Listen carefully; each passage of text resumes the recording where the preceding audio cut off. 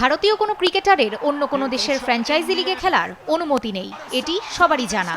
তবে কেন, কী কারণে এই অনুমতি দেওয়া হয় না, তার সঠিক উত্তরও নেই কারো কাছে। এমনকি জাতীয় দল থেকে অবসরের পরও ভারতীয় বোর্ড থেকে অনাপত্তিপত্রের জন্য আবেদন করার ঘটনাও খুব কম। কিন্তু কেন এমনটি হয় তা জানার কৌতূহল অনেকের। সেই কৌতূহলী প্রশ্নের ভিন্ন রকম উত্তর দিয়েছেন ভারতের সাবেক ক্রিকেটার বীরেন্দর সেহবাগ। একটি পডকাস্ট অনুষ্ঠানে সেহবাগকে বিষয়টি নিয়ে প্রশ্ন করেন সাবেক অস্ট্রেলিয়ান ক্রিকেটার অ্যাডাম গিলক্রিস্টের প্রশ্নটি এমন ছিল, সেহবাগ ভারতীয় কোনো ক্রিকেটারকে বিশ্বের কোনো ফ্র্যাঞ্চাইজি ক্রিকেটে খেলতে দেখেছেন কিনা।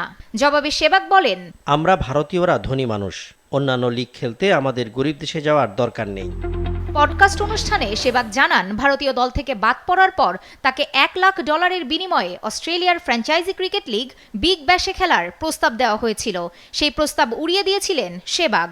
সেই ঘটনাকে স্মরণ করে তিনি বলেন, যখন আমি ভারতীয় দল থেকে বাদ পড়েছিলাম এবং IPL খেলছিলাম, তখন আমাকে বিগ ব্যাশ থেকে খেলার প্রস্তাব দেওয়া হয়। আমি বললাম, কত অর্থ দিবেন? তারা আমাকে বলল $1 লাখ। আমি বলেছিলাম ছুটির দিনেই আমি এই অর্থ খরচ করি। গত রাতের বিল তো $1 লাখ বেশি ছিল আমার। এভাবেই IPL এর সঙ্গে অন্যান্য ফ্র্যাঞ্চাইজি লিগের তুলনা করতে গিয়ে কটাক্ষ করেন বীরেন্দর সেহবাগ।